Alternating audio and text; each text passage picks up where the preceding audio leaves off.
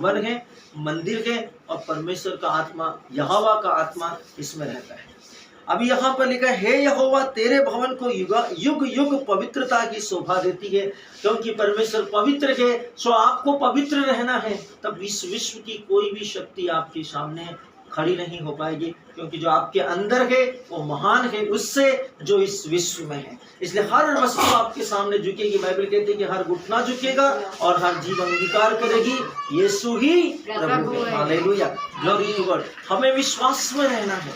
यदि हम विश्वास में रहेंगे और यदि हम एकता में रहेंगे, यदि हम प्रार्थना में रहेंगे, तो हम अंधकार के बलों के ऊपर जयवंत है। हम जो कहेंगे वो होगा, यीशु मसीह के नाम में। ग्लोरी टू गॉड, धन्यवाद परमेश्वर। अगला वचन है, अगला भजन है स्तुति भजन 94, परमेश्वर धर्मी का शरण स्थान। धर्मी मतलब आज्ञा मानने वाले का शरण स्थान। धर्मी से तात्पर्य यही है। बाइबल ने हमें इसके विषय में एक सरल तरीका समझाया है। अब्राहम ने विश्वास किया, विश्वास सुनने से, और जो सुनाया जाता है वो परमेश्वर का वचन है। तो वचन में आप क्या करते हैं? विश्वास करते हैं। विश्वास में लिखा, पुत्र अपने माता पिता की आज्ञा का पालन करना। यदि आप उसका पालन करते तो आप क्या हो गए? आज्ञाकारी। आप आज्ञाकारी हो गए। अब यहाँ पर वचन बताता है, अब्राहम ने परमेश्वर में विश्वास किया और वह उसके लिए धार्मिकता गिना गया। धार्मिकता का अर्थ है आज्ञाकारिता, और आज्ञाकारिता का अर्थ है सत्यनिष्ठा, और सत्यनिष्ठा का अर्थ है मानने वाला। Hallelujah, glory to God. तो यहाँ पर लिखा परमेश्वर धर्मी का शरण स्थान, मतलब जो परमेश्वर की बात सुनते हैं, परमेश्वर की वचन का पालन करते हैं, परमेश्वर की विधि योजना और युक्तियों के अनुसार जीवन जीते हैं, उसकी कलीसिया में बने रहते हैं, तो परमेश्वर क्या करता है? उनका शरण स्थान बना रहता है। पीढ़ी दर पीढ़ी आप पर जो आशीष थी वो आपकी पीढ़ियों तक जाती रहेगी। हालेलुया। आपकी संतानों पर की संतानों, उनकी संतानों की संतानों तक वो आशीष जाती रहेगी, और आपके संतानों में परमेश्वर सत्यनिष्ठ, धर्मी, पवित्र, सिद्ध और आज्ञाकारी भविष्यवक्ताओं को, योद्धाओं को, विश्वासियों को परमेश्वर आपके अंदर से एक बड़ी विश्वास की सत्यनिष्ठ प्रजाति को उत्पन्न करेगा। हालेलुया। वचन में लिखा है, हे यहोवा, हे पलटा लेने वाले, मतलब बदला लेने वाले परमेश्वर, हे पलटा लेने वाले परमेश्वर, अपना तेज दिखा। तो बदला लेने वाला परमेश्वर, आपके साथ में किसी ने अन्याय किया, प्रतिशोध आपका काम नहीं है।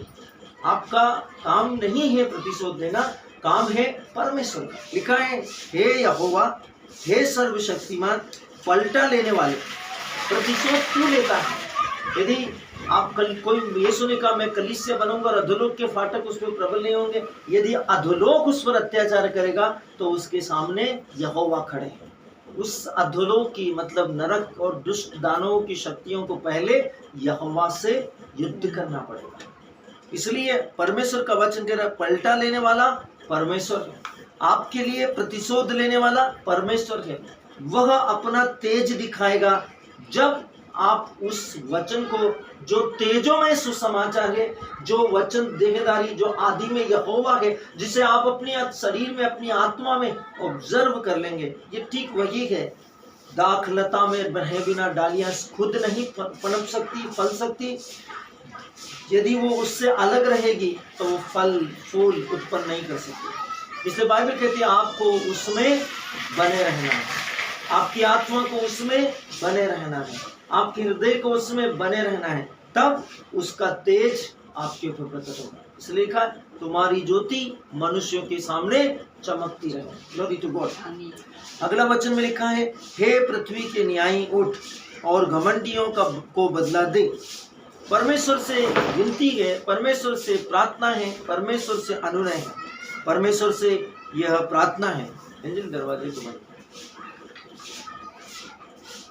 परमेश्वर से विनती है, परमेश्वर से प्रार्थना है, परमेश्वर से रिक्वेस्ट है, हे पृथ्वी के न्यायी उठ, हे सर्वशक्तिमान ईश्वर उठ और घमंडियों को बदला दे। Glory to God. हे पृथ्वी के न्यायी उठ, घमंडियों को बदला दे। हे यहोवा, दुष्ट लोग कब तक डिंग मारते रहेंगे? वचन बहुत शानदार है। यहाँ पर भजनकर्ता यहोवा से बात कर रहे हैं। आपकी लाइफ में जो कुछ चलता है आपको भजनकर्ता से सीखना चाहिए, उसे प्रशिक्षण लेना चाहिए। भजनकर्ता जो कह रहा है, हे यहोवा उठ, हे न्यायी उठ, घमंडियों को बदला दे, क्योंकि पलटा तो तू ही ले सकता है, हम तो सिर्फ तुझे उन्हें स्मरण दिला सकते हैं। हम उनकी बातों को जो वो करते हैं उसे आपके सामने रख सकते हैं। बाइबल में परमेश्वर कहते हैं, यहोवा दुष्ट लोग कब तक डिंग मारते रहेंगे। तो परमेश्वर चाहते हैं कि आप उन डिंग मारने वाली आत्माओं को परमेश्वर के सामने अपनी प्रार्थना में विनय तथा धन्यवाद के साथ समर्पित करें। पर चौथे वचन में लिखा, वे बकते और ठिठाई की बातें बोलते हैं, सब अनर्थकारी बड़ाई मारते हैं। आपको परमेश्वर के सामने इस ठिठाई की बातें, बकबक करने वाली बातें और अनर्थकारी बड़ाई की बातें मारने वाले व्यक्तियों को प्रभु जी के सामने रखना है। यही है वो अंधकार की शक्तियाँ, यही है मसीह विरोधी की आत्माएं, यही है एंटीक्राइस्ट की शक्तियाँ, जिन्हें आपको परमेश्वर के सामने लाना है। सामने लाना है इसका मतलब परमेश्वर ने कहा तुम्हारी आंखें नहीं रुके, वो दिन रात नदी के समान बहती रहे। प्रभु को निरंतर सब बातों का स्मरण दिलाना तुम्हारा कर्तव्य है। प्रभु ने कहा है जुझारू प्रार्थना के द्वारा, निरंतर प्रार्थना के द्वारा, तत्पर प्रार्थना के द्वारा और आंसुओं के साथ और उपवास के साथ की हुई प्रार्थनाओं का उत्तर शीघ्रता से प्राप्त होता है और संपूर्ण विश्व के अंदर एक नया रेवलेशन आता है, परिवर्तन आता है, परावर्तन हो जाता है, अद्भुत रीति से बदलाव होते हैं।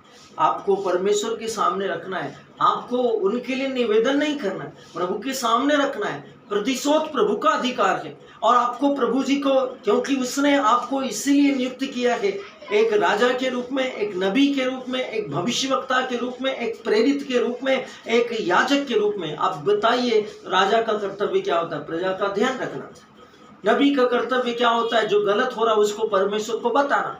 भविष्यवक्ता का मतलब क्या होता है? जो कुछ भी विरोध हो रहा है, सताव आ रहा है, उसके विरुद्ध यहोवा से भविष्यवाणियों के द्वारा प्रार्थना करना। याजक का मतलब होता है धूप चढ़ाना, अर्चना करना, प्रार्थना करना, निरंतर प्रभु के सामने उन बातों के लिए गिड़गिड़ा कर समर्पित करना। सोचिए आपको परमेश्वर ने क्या कहा है। राज पुरोहित के घराने के हैं, आप पैदाइशी, आपकी आत्मा ने जन्म ही उसमें लिया है कि आप ईश्वर को एक सुगंधदायक भेंट और बलिदान के रूप में प्रार्थनाओं का चढ़ावा निरंतर चढ़ाते रहें। जब कलीसिया को ये बातें पता होंगी कि वास्तविकता में हमारा आत्मिक स्वरूप क्या है, तो कलीसिया उस आत्मिक स्वरूप को ध्यान में रखते हुए प्रार्थना करेगी। तब उसकी प्रार्थना मेघों को चीर कर परमेश्वर के सिंहासन तक जा सकती है। परमेश्वर ने आपको वो अधिकार दिए, वे ऊंचे पद दिए जो बड़े महामहिम स्वर्गदूतों के पास भी नहीं है। आप उसकी महिमा में आत्मा के साथ और उसकी छवि और समानता में इस पृथ्वी पर उसके प्रतिनिधिक रूप में इस विश्व पर शासन करते हैं। न केवल विश्व पर बल्कि स्वर्ग पर भी शासन करते हैं। तो आपका काम है परमेश्वर के सामने उन अनर्थकारी काम करने वाले, उन बड़ाई की बातें करने वाले, उन ठिठाई करने वाले और बकबक करने वालों को प्रभु जी के सामने समर्पित करना। आपका क्षेत्र में क्या हो रहा है उसकी एक्टिविटी पर ध्यान रखना आपका काम।